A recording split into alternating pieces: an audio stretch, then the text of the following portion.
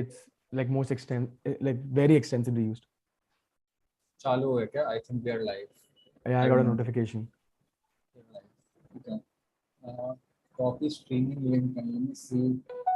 किधर web? Okay, Mauka के channel से गया मैं. सही. Interesting. How's your Medium blog going? यार इस वीक पब्लिश करना था बट रह गया, तो अभी नेक्स्ट वीक और नेक्स्ट वीक दोनों वीक पब्लिश कर दूंगा.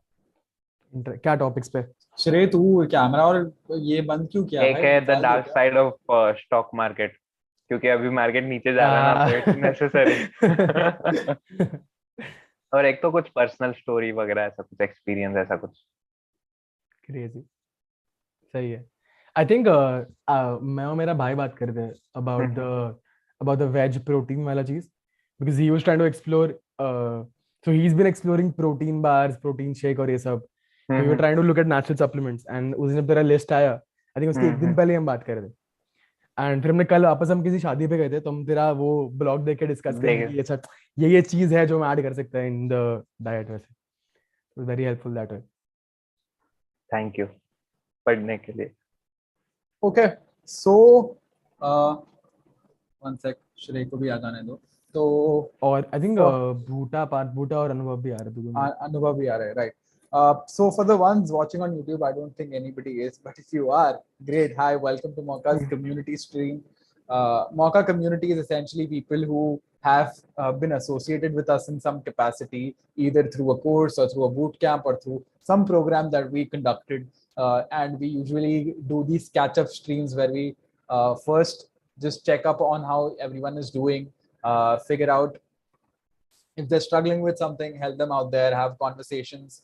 Also talk about what's happening around the world and see if any conversations come out of that. So currently on the stream we have me, that's Sagar, I'm the co-founder and CEO.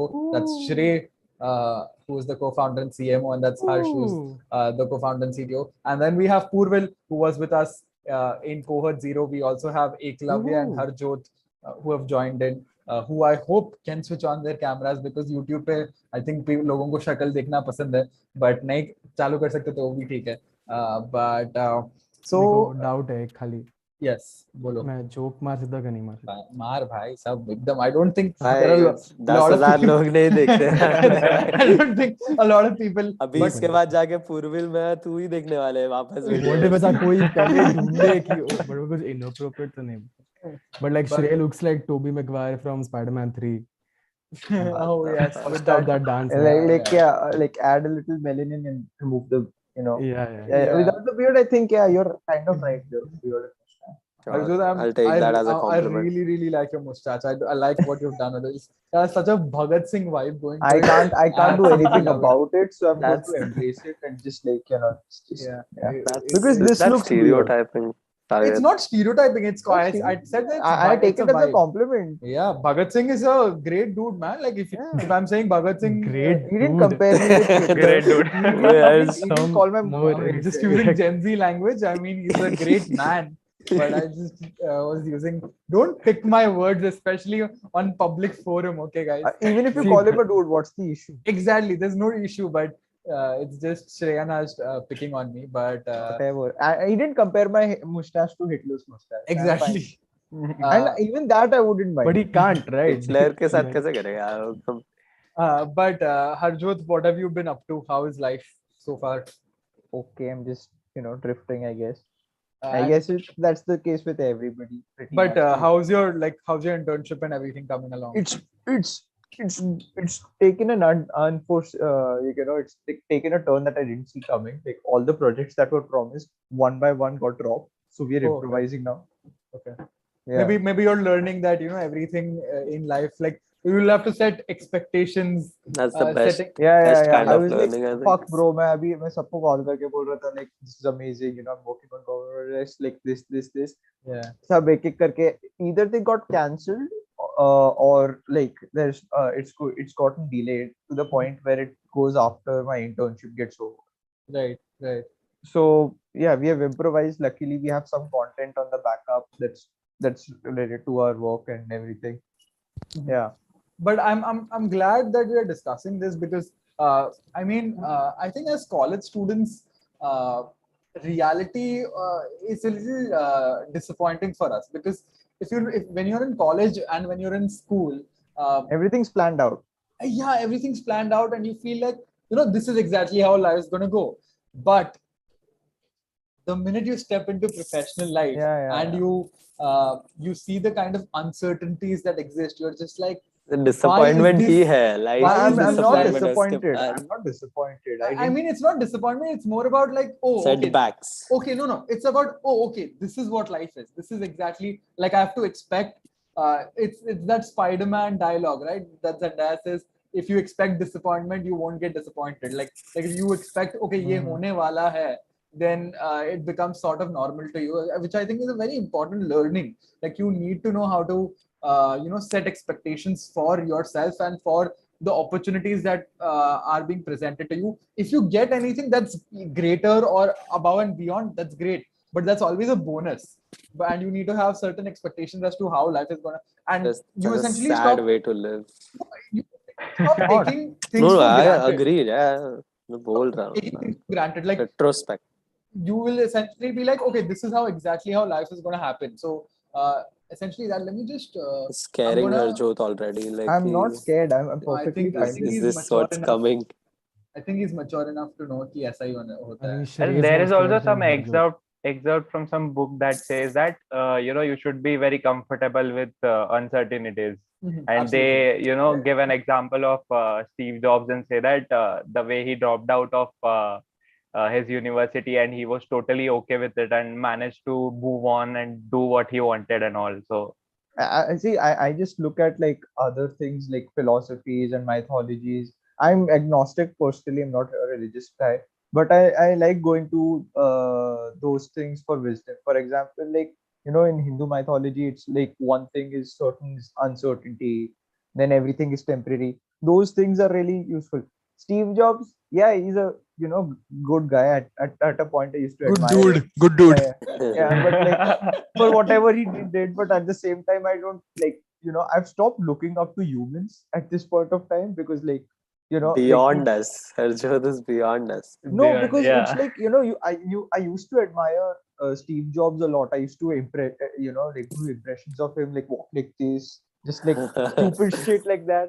But then like the more I got to know about him, like and people like him, it's like he used to make and Apple still does make their products by child labor. You look at Elon Musk, like uska cobalt mine hai, children are working there. All these people are like it's just branding and everything. As long as like the moment the whale comes off, it's like not that interested in that person anymore. I think what we can take from that is essentially that uh, there will always be PR whitewash, and especially once you are transcended into the greats or whatever people call greats. Essentially, there will always be a PR whitewash. There will always be a PR company sitting. Oh, what's the narrative now? And essentially, what you get is a very filtered version of what has happened. Like Yeah. you wouldn't know that everybody's favorite drink, Old Monk, is actually owned by General Dyer, who was a part of the Jallianwala Bagh massacre's family. No, they are it is not. It's the Old Monk factory was originally owned by them, but then they But it was sold bought it to by another Indian, of and then course, Old Monk was introduced. no, but Old Monk as a drink always existed, but they sold this Mohan, like they sold it to Mohan Meakin later. But before And his that, son came up with Old Monk. It was not there before. but I think the brewery was essentially owned by General Brewery Dyer's. was there, but Yeah. then the Old Monk was discovered by that guy's son. Who So bought like it. Sure, a- because Yes, from yes. what I heard was Old Monk. You know what? I'll look it up now. We don't want. I'm 100% sure because before some I mean, I completely believe you. Yeah, I 5 think days. Old Monk rum Yes. was, I think, launched in 1954. But the brewery was called Dyer Brewery in Yes. Kasauli in Himachal Pradesh, which was established in the late 1820s by the father of the butcher of the Jallianwala Bagh massacre. So I mean, it has a dark history, right? It's yes. still like, but you still won't ever find that because companies do a proper whitewash of their history, and unless you actually dig deeper, it's very difficult to find. I love Parth Bhuta's commitment to come to our YouTube live stream from a station. I absolutely love it. Hi Parth. Which station are you on?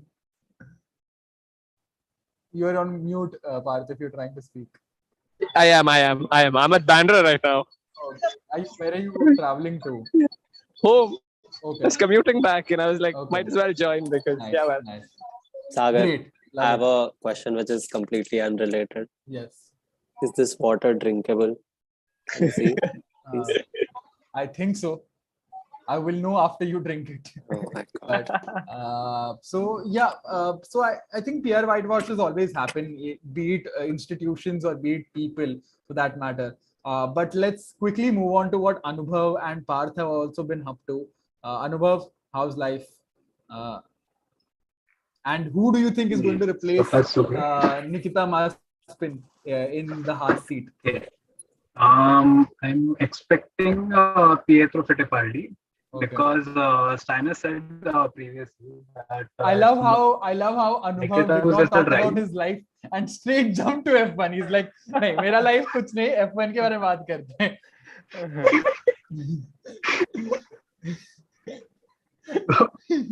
He's like, yes, I'll tell you about life later. है ही नहीं बताने को. ऐसे ऐसा क्यों बोल रहा है भाई? ऐसा वो सोच रहा है भाई. Don't put words in his mouth. Okay, sorry. So Steiner said that if Maspin loses the drive, the first preference would be given to Fittipaldi because of all the testing that he has done and his prior experience with that. Right. But So I'd seen apart him. from that, two more drivers are in speculation. First is yes. Hello. Yeah, go ahead, Anubhav.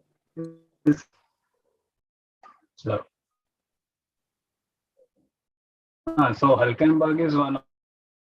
Hülkenberg. Second candidate is Oscar Piastri. Okay. So what I saw a meme on Instagram which was essentially like Sadda plan is getting Sharpurji Polanji as the title sponsor and getting Jehan Daruwala an F1 seat in Haas. So I saw a proper meme on that. I was like, seems like a good plan, but I'll quickly move on to Parth as well. And Parth, tell me what's up, and I'll come back to Anubhav with what he was up to his life as well. Yeah. Let Anubhav elaborate first. That's okay. Okay. Sure. So which part? My life or your life. Achha. हो गया भाई. Talk about my life if you know. So currently working on a new tool. My company develops CAD software like AutoCAD, which most of you all have used in first year. So usme we are making a new tool. So that's what we are developing. I'm working on the UI and the backend functionality. Sorry. Are you enjoying the job? Yes, it's fun. That's good. That's Yes, good. I mean, that's what I wanted to hear. Achha. CAD softwares are something I've been using since 6th grade. Dad used to. क्या talent है? So Dad used to work for a company that develops these software. So it was a company named Bentley Systems. So वहाँ पे he taught me how to use this software. The software was MicroStation. It's really easy to use software. So 6th standard version of me was also able to do it. Made for this. Destiny hai Anubhav. CAD. Everything has led to this. Nice. This my experience in mechanical also helped since we are used to CAD software. I think 4 साल में कुछ ना कुछ CAD designing का रहता ही है, at least एक subject. So that was right. Okay, and apart from your work life, how's life? What have you been up to? Nothing. Binge watching. Started Demon Slayer. The animation is off the charts. It's an anime. Oh, okay. Japanese cartoon. Okay. Parth, what about you? How's college? I don't go to college, right? This is an. The internship. Right. Yes. So yes. So the internship is all sorts of like a lot of mixed feelings about that kind of stuff. Like it's very exhaustive because it's fucking far. It's a 1.5 hour commute. So like yeah, that's YouTube has it's pretty already spiked our exhaustive stream and like because of Parth's explicit words. But go ahead. I'm kidding. what? No, I'm kidding. I'm kidding. It's pretty far and then like yeah, so it's still interesting work and then like we actually collaborated with our family business this month, like the internship and like our business, so that was pretty cool.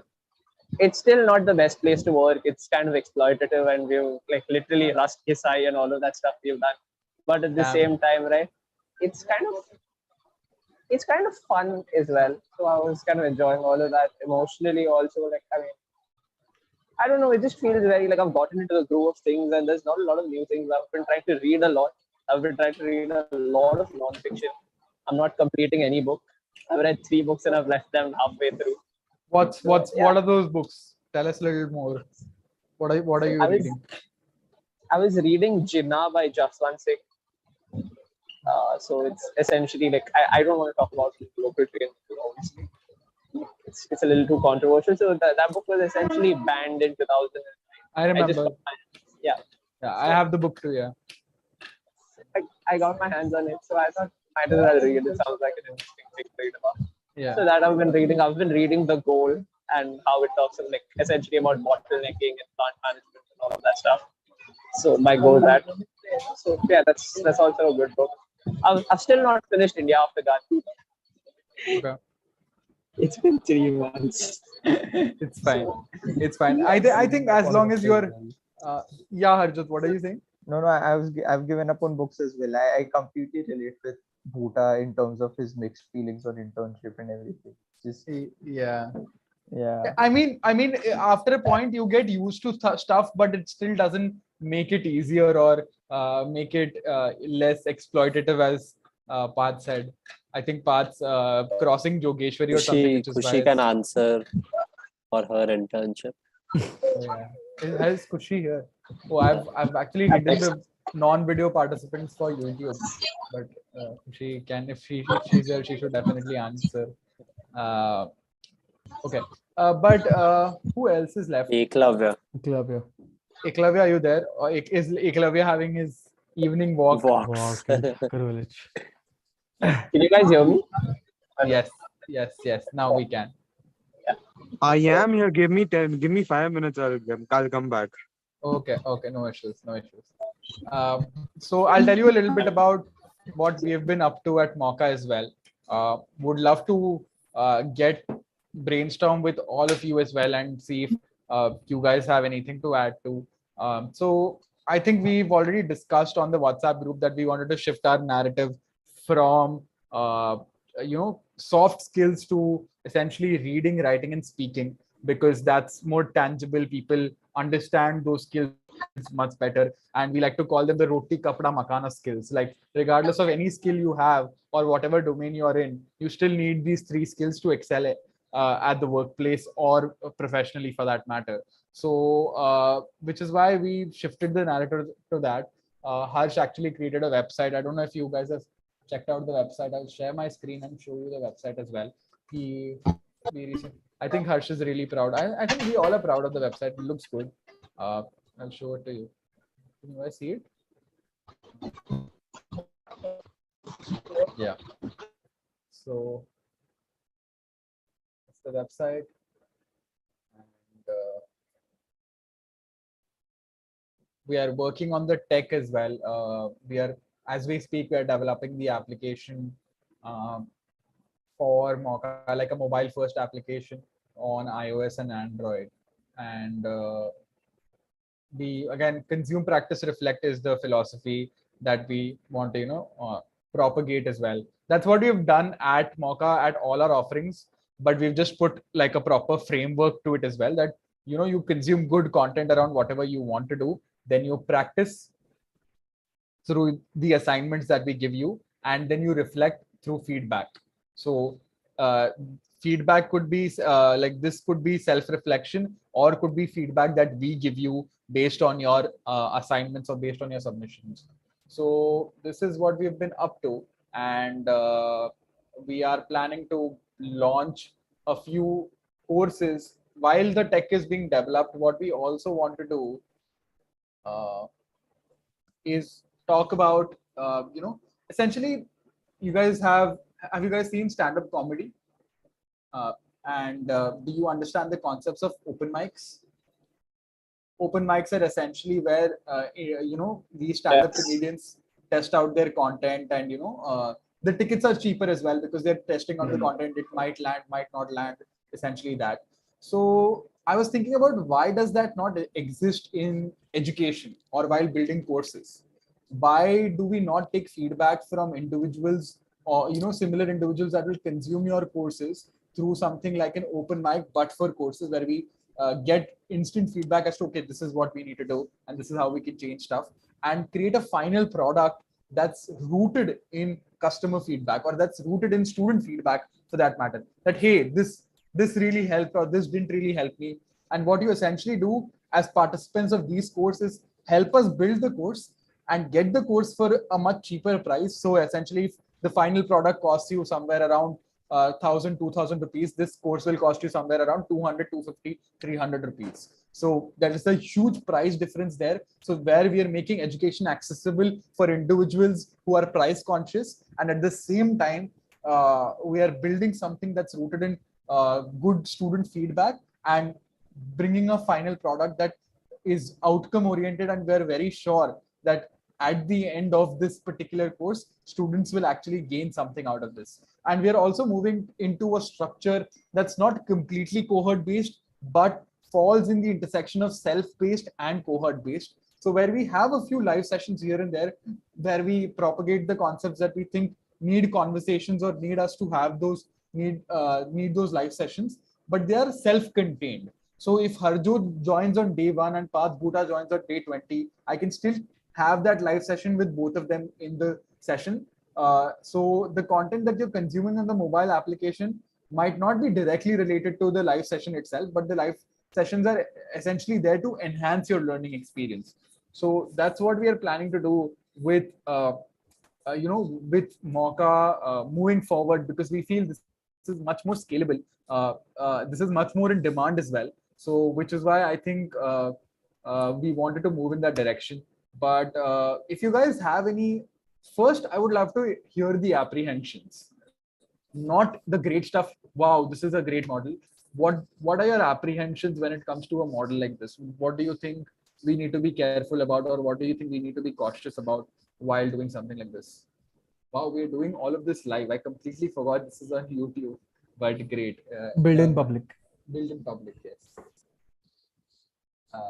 But you guys can take some time to process. But if anybody has, like, if you have something good to say right off the bat, you can do that as well.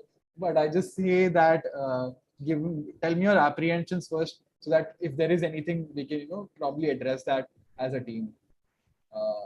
So I have a few questions I want to ask, but do that right now or after we've heard the if nobody has anything to say, then you can go ahead and ask a question.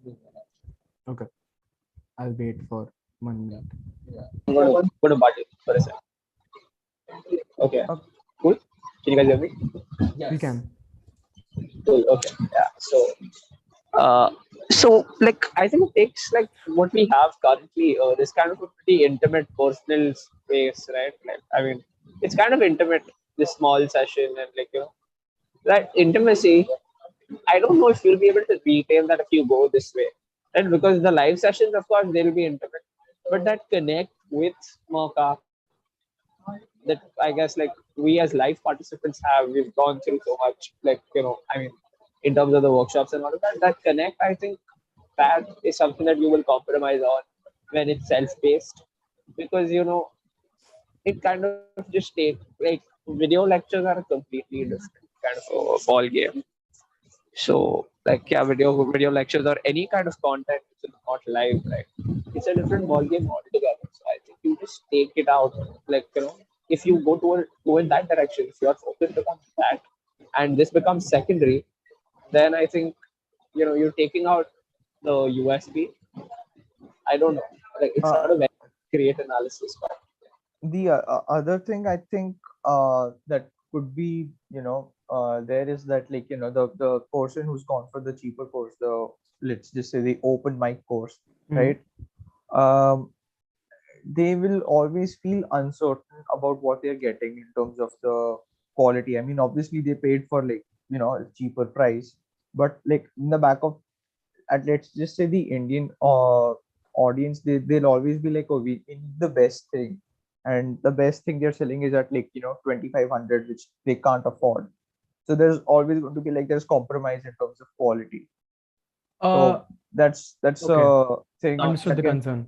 yeah, that can be a concern for them, even though, like, they won't believe you, like, they are testing out new material, and most of the material is still going to be the same, because, like, you won't be making massive changes, at least in terms of, maybe the orientation will change, but the core content is going to be the same, right? No, I'll explain what's Yeah, going to be different in terms of the two courses. First, I'd like to address Parth's concern first. In the term that I want to ask if like for all of you, was the principal component the live interaction, and like, do you directly associate Mauka's content to live interaction, or is it more of like you relate Mauka to soft skills, or is it Mauka to live learning and live activities? I In the live activities, I think. think it's the latter. It's the latter. I've, Okay. I've related It's not learning to soft soft skills skills or via live but to interaction. live. Okay. For Anubhav? No, live interactions like that. Okay, interesting. Okay, that's a good concern to have. I'll let Sagar answer that later. But to answer uh, Harjot's question, the concept of open mic courses is to test out the courses with these people and then launch the bigger product. It's not to have both of them going at the same time. It's essentially to have you heard the concept of focus groups, where you provide the same content, but the amount of feedback you get from the people is more, because I know. Yeah. But, like, if they get to know, you're offering expensive courses once this course is over, or whatever, in the back of their head, it's like, oh, what's the difference exactly? No, we'll make it Yeah, very They yeah. can clear also that you're perceive it as a deal, right? Like, yeah, we'll make it मेरे को clear तो that you're सस्ते में part of मिल गया. the learning and development part of the course, and you're helping us with the research, and you'll get the same amount of I know. Like I said, the experience, yeah. content is going to be the same. The orientation is going to be different. Maybe the content might change here and there, but not much, is my understanding. Yeah, it'll be more exclusive, we'll be more selective, and the main purpose is for us to get feedback from them. Essentially, because we're building a course, we want feedback after every step of the way. That people are not receptive to feedbacks in a course format. In a building together format, it makes much more sense for them.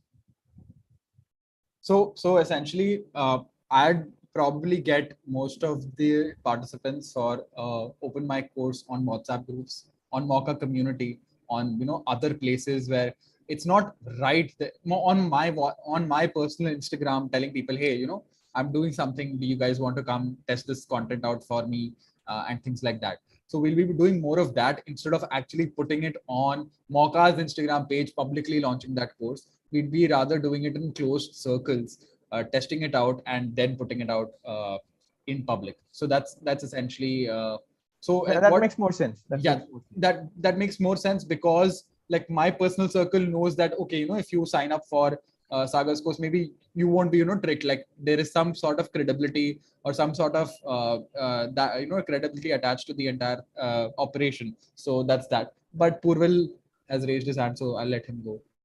Yeah, so the model you're speaking about was something tested by Grow also. So the platform that the brokers Grow. Right, So right. they tested out their content which they wanted to publish before by sending mails to people to check the content out and rate it and give their views and all. So they tested this long time ago, like about 6 to 7 months back. I got a mail from them saying, please check the content and let us know.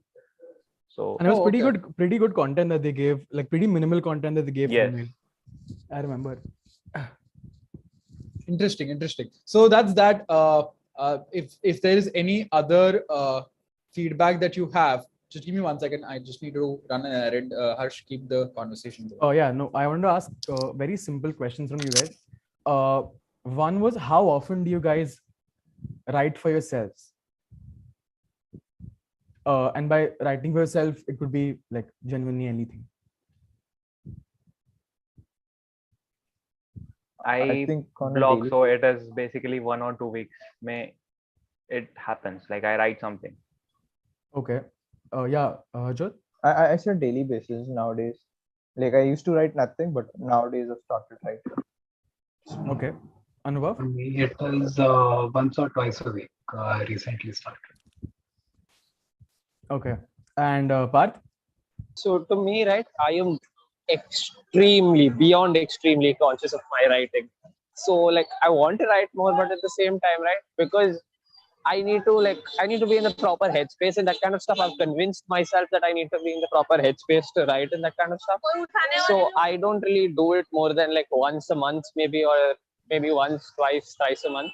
Not more. Like I'll sit and write a fair bit, maybe, but that's it. That's pretty much it. Because I generally tend to feel that if it's not optimal, then I get pretty disappointed with myself. So Got it. Okay, when you say write, you mean anything, right? Like I just journal.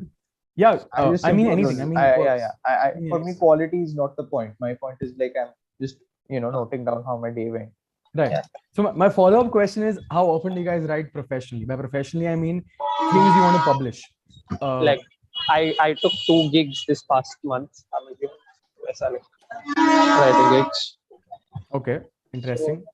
Purvil, Harjot, Anubhav, Eklavya, Never Tushi. published Once anything. in 2 weeks. Okay, once in 2 weeks. And Harjot? Never published anything. Don't plan. No, It's not my. it could be as simple as LinkedIn also.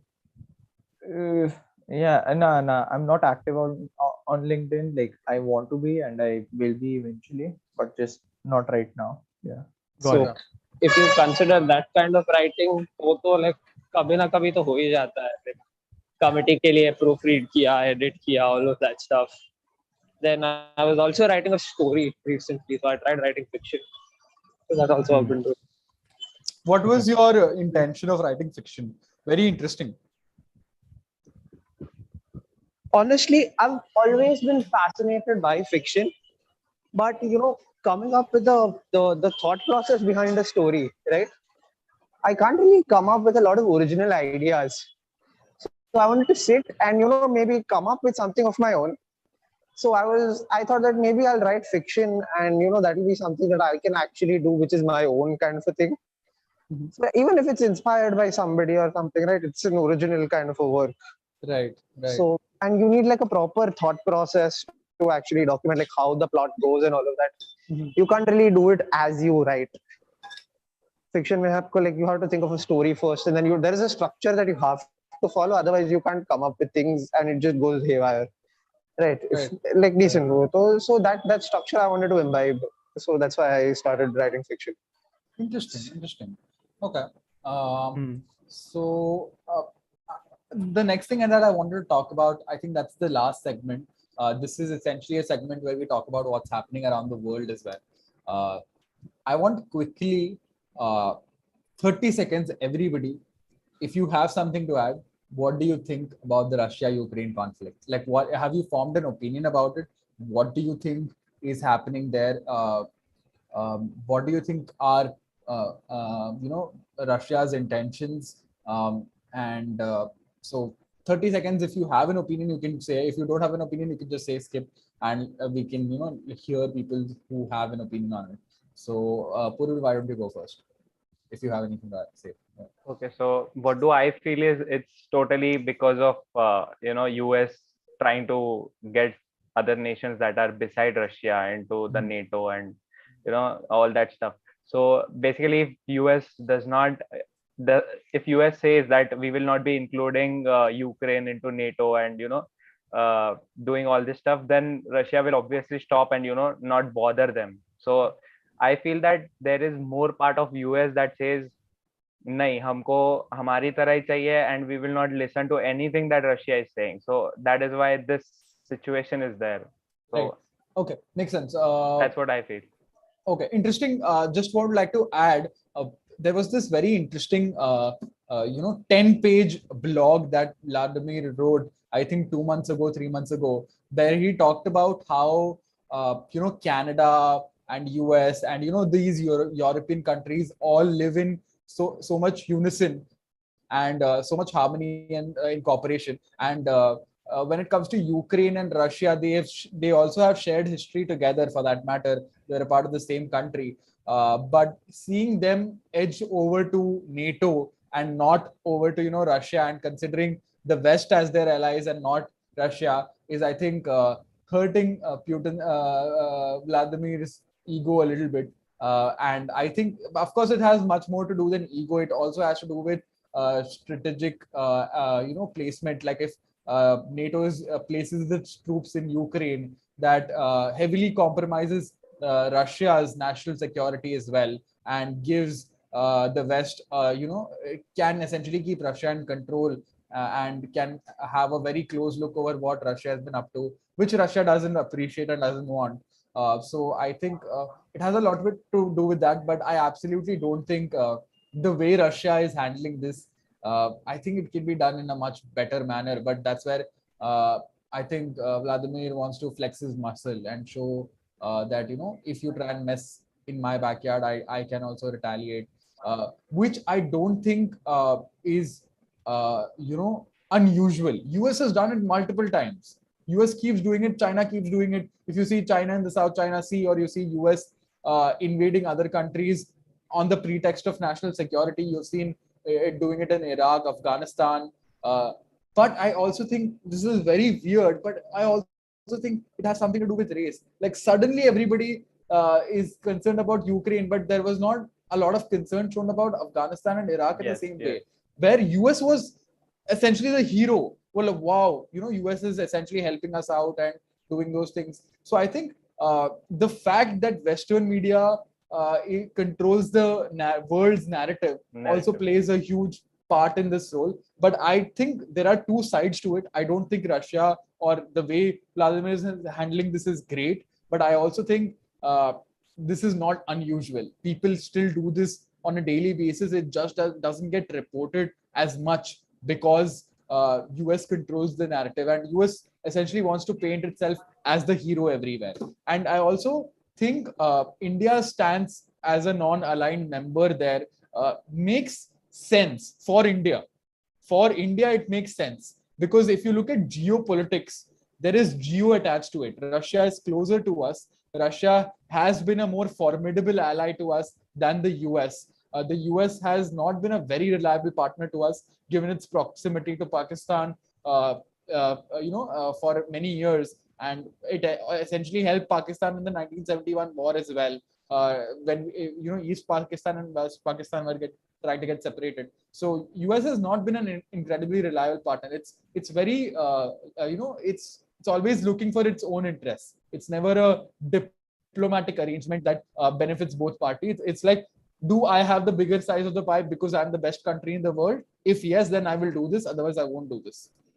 And they also have that bargaining power. But I think India's abstinence is not the worst move India's made so far when it comes to foreign relations. And I think you should give Jaishankar credit for it. I won't give Modi. S. Jaishankar is a brilliant diplomat, and he's been in the Indian Foreign Service for a very long time. He serves as a foreign minister. So I think he's the one who has crafted our foreign policy for the longest time. So I think he should be given credit than the prime minister. Nothing against. I mean, I have a few things against the prime minister, but not in this case. I don't think it was his involvement or his say. I think it was Jaishankar who is handling how our stance essentially on this topic.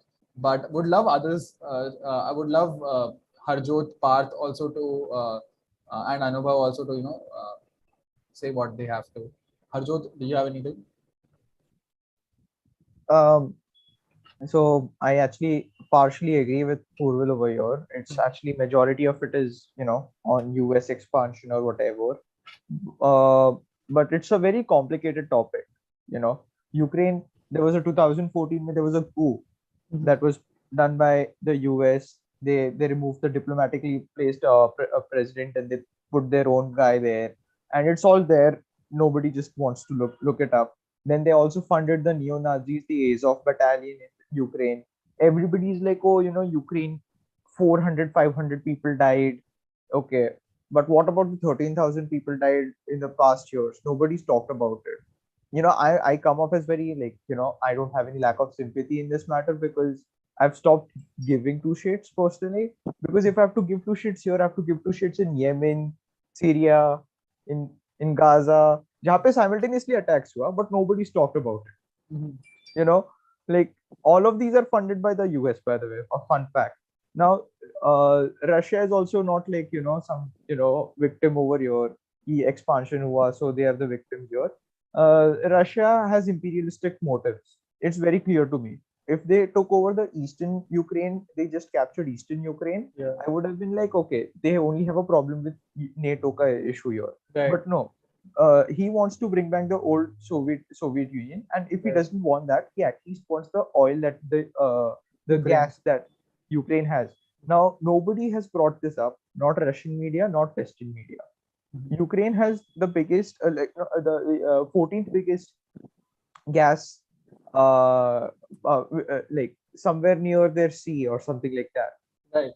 Right, and Russia wants that, and if Russia doesn't get it, and Ukraine gets that, that means, and the Western countries have easier access to it. Right. And Absolutely. And I yeah. think, but I think Russia's strategy has also sort of backfired. They thought this would be an easy war and they would capture everything very easily. But there has been a significant backlash from Russians, from Ukraine and Russians as well. in Like, fact, From so many people across the world. कितने जनों ने but sponsorships निकाल दी. that I don't think. I mean, yeah, the economic sanctions Yeah, have hurt. economics ही हुआ. I don't think they've hurt the common people as much as they've hurt the oligarchs, who No, are no, essentially it's hurt, That's the main no, thing, right? They are the decision makers yeah, for the government. oligarchs are essentially very crucial to the way Russia even functions. a lot of oligarchs are against Putin on this one. They are. Yeah, Yeah, because they're losing money. but the main thing is, like, Putin did one major mistake. If I was Putin and I wanted to invade, okay, I wouldn't advertise this war as a war against Ukraine. I would advertise this war as a war against America and NATO. Okay, because if you look at the stats, right, Russians still align with a lot of Ukrainians. Like, they still see themselves very close, because of their shared history. However, Russians still have a lot of animosity against US. So if this was a war against the Westerners, this would have been a very good sale. But this was sold as a war against Ukraine and taking back Ukraine. So this is a big major marketing But problem. wasn't his major reason pehle was to demilitarize Ukraine rather than capture it in its whole, right? I think that's what he see. He's like this. So so Vladimir started by saying, "नहीं, हमें invasion नहीं करना. हमें बस we just want NATO to go away and things like that, and we are doing a normal military exercise on the border." And then he's like, I'm "Oh pretty no, sure we a lot have to of do Russian soldiers were surprised. Like, they thought they were just doing drills. Probably. So I Yeah. think it's very so unpredictable the way this guy's mind functions, and I do think it has to do a little bit with the way he as Parjot rightly pointed out. I think he has that imperialist mindset that he was like he wants to bring back the old glory to Ukraine. But I also think it has a lot to do with there are economic forefronts to it, but I also think there is it's just the man's ego. He's just like, oh, I want to capture more land. And he thought Russians would side with him, but Russians don't. And he thought it would be an easy war. It is not. So I do feel there is like the plan hasn't gone exactly as he would have liked it to. And I think that's He mentioned three things in his hour-long speech, which was denazification, which I completely agree with. right. But I also from data, what I realized is although there does exist a faction that's neo-Nazi. Like in the same video that I've shared a link for here, he mentions that there is a faction and that they are bad people and they need to be eliminated, but it's in the minority. The fringe group It's part is of the National Guard. it now it's in the part of the National Guard to defend against Russians, which is so complex and so confusing. I don't get it. I don't 2014 understand. से लेके अब तक But 13,000 see, when people it's your died. own home country at stake, right? Like internal disputes essentially take a back seat when you know that you're going to lose everything. You talk about internal disputes, but this is US funding the Azov Battalion, which is a neo-Nazi faction of the National Guard of Ukraine. This is not a sovereign matter. As long as the neo-Nazis right now, again, to objectively look at this, as long as they're not selling their narrative and they're only defending Ukraine's sovereignty by saying that, hey, this country is its own country and should exist in its own, I am okay with it. And then later, of course, Ukraine and the world has to deal with these fringe groups. But if you look at it honestly, everywhere in the world, there will always be these fringe groups. India has them, Ukraine has them, Russia, I'm sure Russia has them, and other developed country in the world. Everybody has fringe groups with a small audience, and it's very difficult to eliminate because there will always be people who side with that ideology. What I found really fascinating, regardless of all the politics or whatever, is like the Western media's reaction to make it more emotional, right? For the Western audience. It's like, oh, these are the people who look like us, blonde children with blue eyes are racist, very racist. No, I don't think so. They are racist people who are the ones who are saying this. It just, it just shows how they see the world. It's just a matter of convenience for them, right? Yeah. Because if race is a point of relatability, then they will sell that also. Essentially, it's that. I genuinely don't think those the people who said this were racist or had a racist intent. It just came off that way because that's their mindset. But I don't think so. They have hatred in their heart. But I think there are reports on the border as to Ukrainians given, like white Ukrainians being given preference to flee compared to blacks or browns. Blacks and browns. So That's the thing. Which was so sad. Which was like there's a war situation happening. People are dying. It's predictable. And you are just. I still think it's fairly predictable because it's Ukrainians and people of similar races manning the borders, right? It's not that. I think even if it happened, let's just say it happens in Canada, Quebec side, right?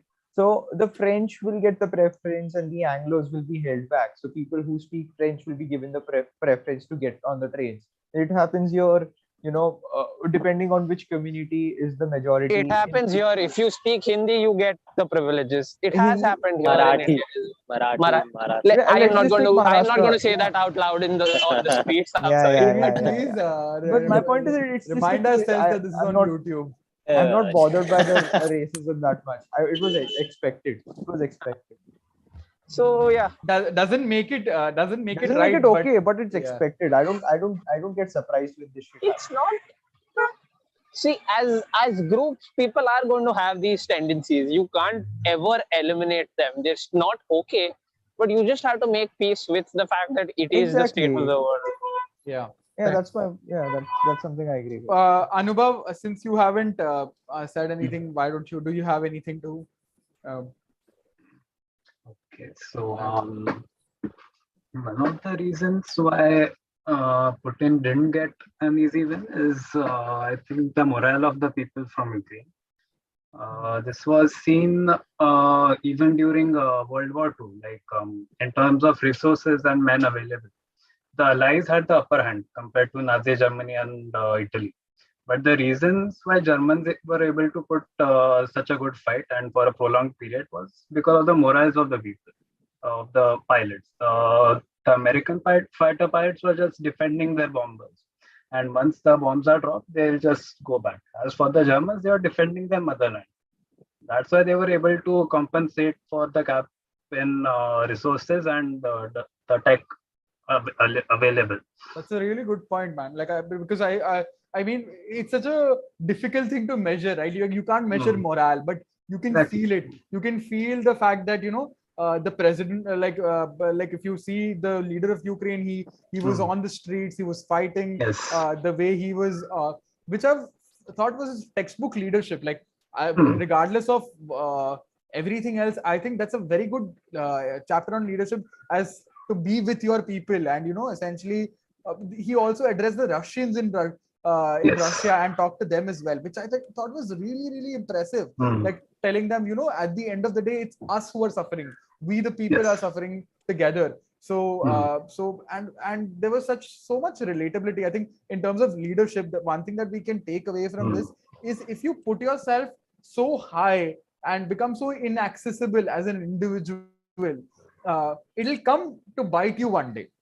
I But think that is precisely what happened in Afghanistan, and that Right. is why the sentiment that Afghanistan is a people mess. have, the sentiment that people have for Afghanistan is a product of that. Like the sentiment that people had for Afghanistan and the invasion is because the guy couldn't leverage it very well either. Like the leaders essentially, right? They fleed the country and all of that stuff, right? Right.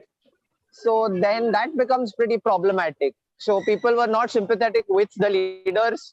People were not sympathetic to Taliban. So general public is always the least accounted for in a war generally, right? So You're so many of the famous personalities, boxers, footballers, all of them were like, we'll fight for the country, and that made a statement. There was a very surprising story today. There was a guy who was I think, England sniper, like, and like, it's a funny story where he told his wife he's going to go bird watching, and they took a plane to Ukraine to fight for them for the war.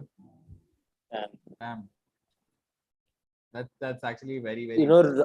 Putin created like a hit list of all the famous Ukrainian personalities who have decided to go to war, and they're like, "ये 20 जन तो मुझे मरे हुए चाहिए ही चाहिए."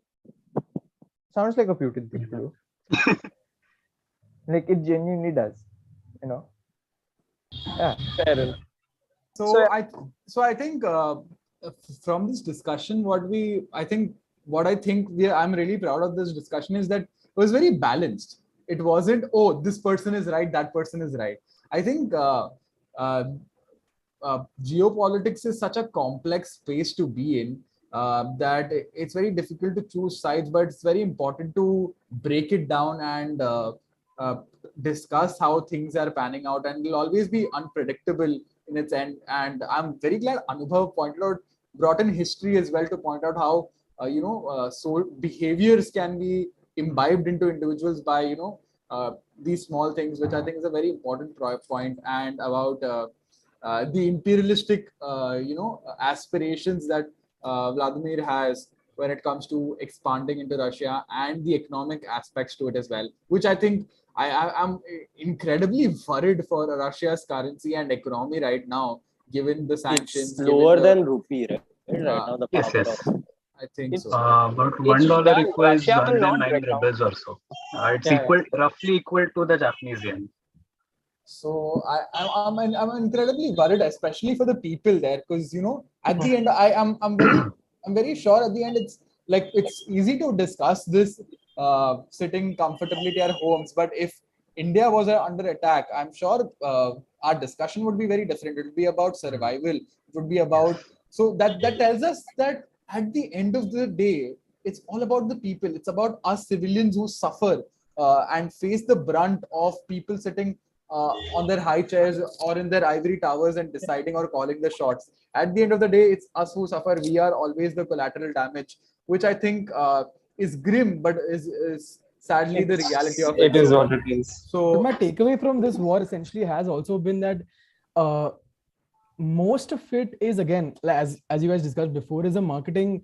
It is more of how the narrative is built rather than what is actually happening. And because, like the example Rajot gave about Gaza, Iran, Iraq, and there's generally no sympathy about that, but it's exactly the same case that's happening right Yemen now. is the biggest humanitarian crisis, right now. Exactly. Children are dying more than ever. Nobody's talking about it. Nobody brings up the fact that Yemen is a war that's just started to maintain the relations between US and Saudi.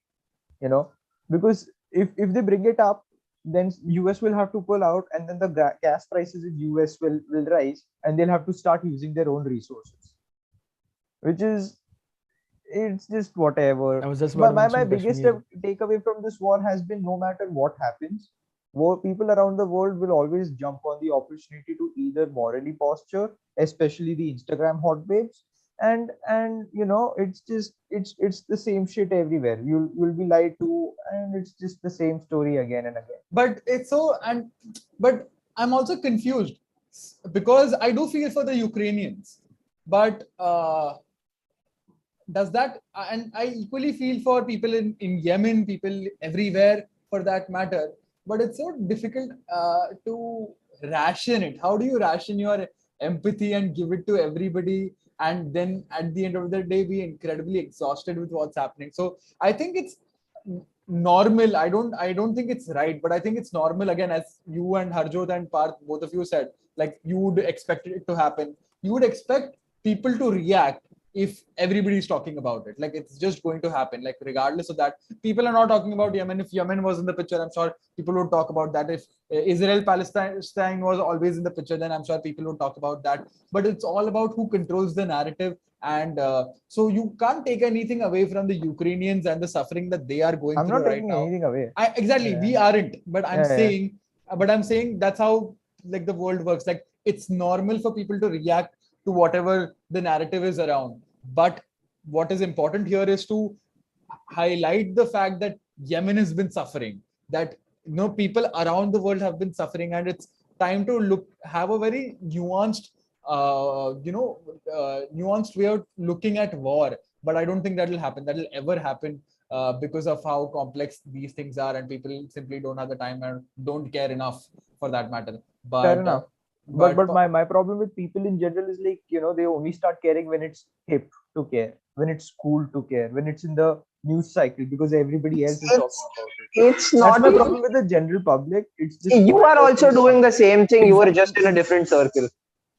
No. I don't care about what's happening. I don't go on Instagram and talk about it. It's the moral posturing on social media applications and like that kind of stuff that doesn't sit really well. Let's not get into activism for now.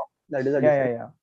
But yeah, Parth, I thought you wanted to say something. You raised your hand, so Yeah, I disconnected there for a bit. I forgot what I was going to say, so let's just move on. Okay. So I wanted to keep the stream for 1 hour. So it's 8 now.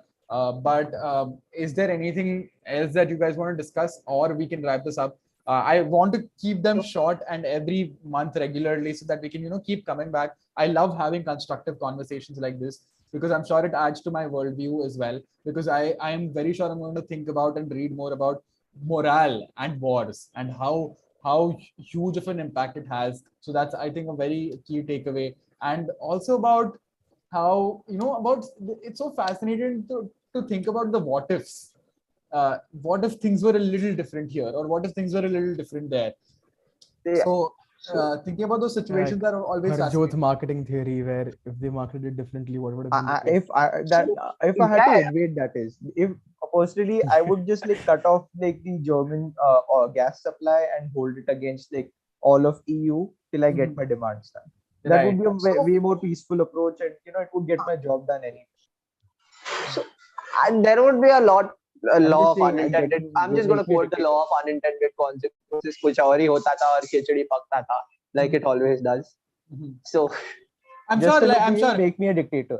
I do things quite well. Just saying. Yeah. Okay. But it's been a pleasure, guys, talking to all of you, and I'm glad we streamed it on YouTube. I don't think anybody saw the stream, but I'm still glad it exists. I think we should market it a little more the next time around. But I just thought, as a random thing, we should put this up on live too. But I hope all of you had fun as well, because I really enjoyed this conversation. And next time, let's think about a few topics that we want to talk about in advance, so that we can read up a little bit more about on those things, and then we can have a more constructive conversation on those things. So let's do that maybe in the next flashback. But cheers, guys.